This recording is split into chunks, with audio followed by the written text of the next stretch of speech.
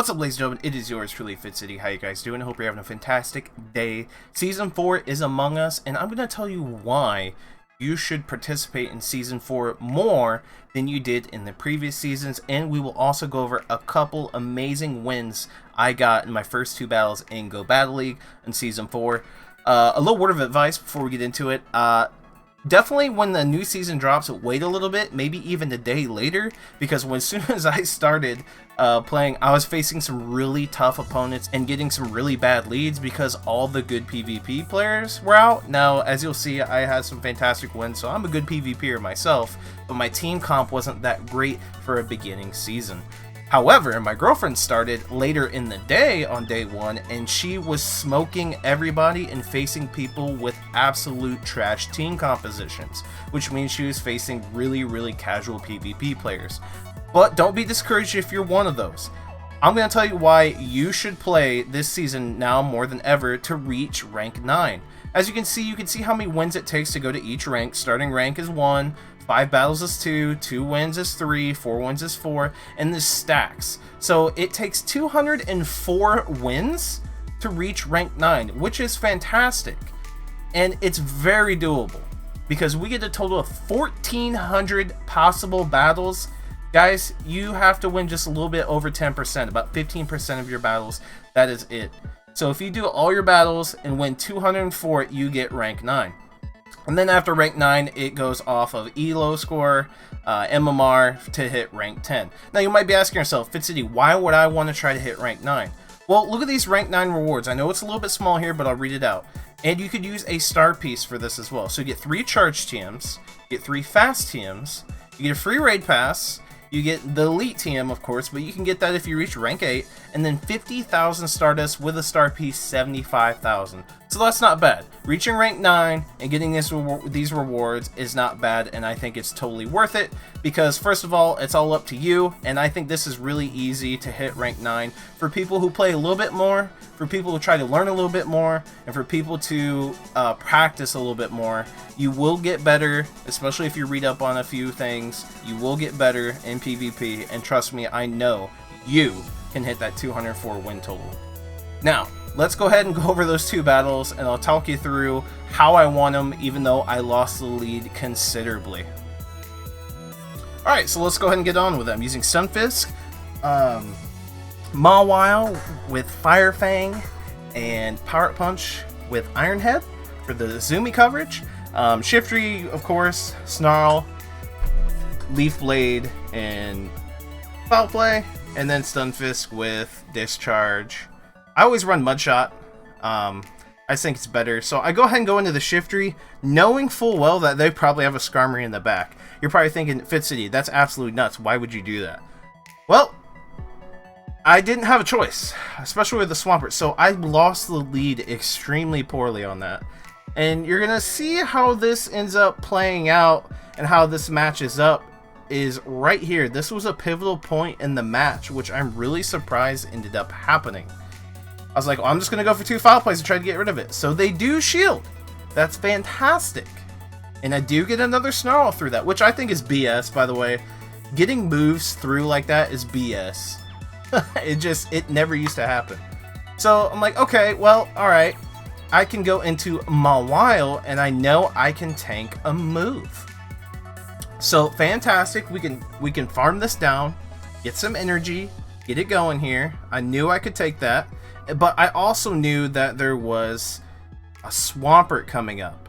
And this next instance is very pivotal too. And I'm actually surprised they did this. They probably thought I had Play Rough instead of Iron Head. And don't get me wrong, it would almost one-hit KO them. And I'm kind of playing mind games here too. I'm throwing a shield. That tells your opponent like, they've got a move that they're about to use that could do a lot of damage. Remember that. If you're in a disadvantaged matchup, but you do have 2 moves on your Pokemon, and you throw a shield because you have shield advantage, you're going to think, that's a really interesting, tactic. You probably have a move that's going to hurt. Now, I went ahead and shielded here because it's going to take more than 1 Hydro Cannon to kill me. And also I know that they're going to stay in the battle because they have the situation. So I went ahead and went with Mud Bomb. I have no idea how much damage this is going to do. Personally, this is the first time I've ever been in this matchup trying to take it down. And I'm like, oh my gosh, that's perfect. That's plenty of damage. And I know I can survive this next Hydro Cannon. But they just played into my trap card. I didn't know what they had in the back. And lo and behold, they had a Registeel. Which also means, not only can I farm down, I survive a Focus Blast, no problem. And I was able to get a Mud Bomb in the very beginning of him coming out, so I get the energy advantage. So I'm going to end up winning an incredibly lost lead against Swampert. Absolutely insane. And I know he doesn't have a lot of extra energy gain on top of this Focus Blast. I went ahead and went back into Mawile to farm it down. And I also know that their Swampert isn't going to have enough time to farm energy to get 2 Hydro Cannons to win the match. They have to. They are forced to use a Hydro Cannon right now. And I have a Mud Bomb on deck that's going to one-hit KO Swampert. And they don't have any energy left over. And GG's, that is the game. Pretty insane, right? It just goes to show their Pokemon in the back weren't suited for Stunfisk. Stunfisk was a champ, and also Mawile took care of both of them too. Now, let's go ahead and go into the next battle. This is another one where I incredibly lost the lead, but I don't give up. So Machamp beats Stunfisk pretty easily. We all know how impossible Machamp is. And what's crazy is Machamp covers both my Pokemon in the back. That's a problem. But I have no idea what Pokemon they have in the back. That's a problem. But I can guarantee you, I bet you some of my Pokemon in the back can cover what they have in the back.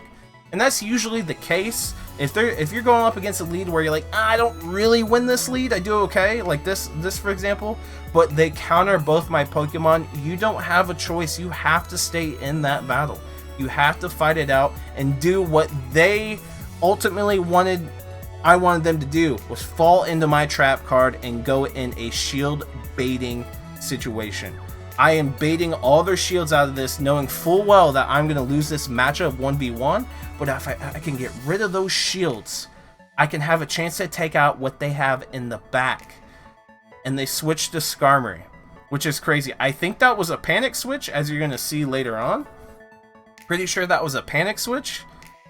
But nonetheless, I'm excited because, remember, if you're not facing bots, people make mistakes. We all make mistakes if you're not facing bots. Bots don't make mistakes. You have to outplay them.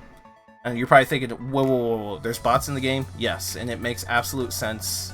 There's no reason for there not to be bots in the game. There's no way that there's going to be anyone at any given time within any given MMR range playing the game. PvP is one of the most biggest minority in Pokemon Go. So I'm like, all right, well, we'll put Stunfisk back out here because I can take a shot. I could not take a shot with Shiftry. And you're probably already guessing what's in the back if I'm going to win this, right? Yes. You're probably already guessing it. They need one more counter to get their move, but I come out with RA1 energy gain, and voila, it is Zionic and King's team. And I tell you what, people, you can't just run this team and think you're going to win all the time. So they've gotten 4 bubbles off. I need one more Snarl to hit KO this thing. They need one more bubble. So there's one more move, but guess what? I win the CMP tie because Shiftry's attack stats way higher than Azumarill's. So I just came back and beat Zionic and King's team. Boom. Now, I did end up losing the rest of the sets, mainly due to that thing right there. I went up against 3 Tropiuses in a row. It was from people overseas, or spoofers, but it's from people overseas. I'd never seen that many Tropius in a set in my entire life, in PvP career. It is a good PvP Pokemon, don't get me wrong, but I've just never been paired with that many overseas players at one given time in the game hunting out a Tropius. That's never happened to me. But there it is, guys. Make sure you smash that like button, subscribe if you haven't done so already, leave a comment in the comment section down below, and hit that join button. For $1.99 a month, you can be a part of the raid squad in the raid chat on Twitter and be my friend in Pokemon Go. Or for $4.99 a month, you can get PvP coaching to where you can win those lost leads, because if you're really trying to be a really good PvPer, you have to win lost lead battles. That's it, boy Fitz. I'm signing off. See you guys in the next Pokemon Go video.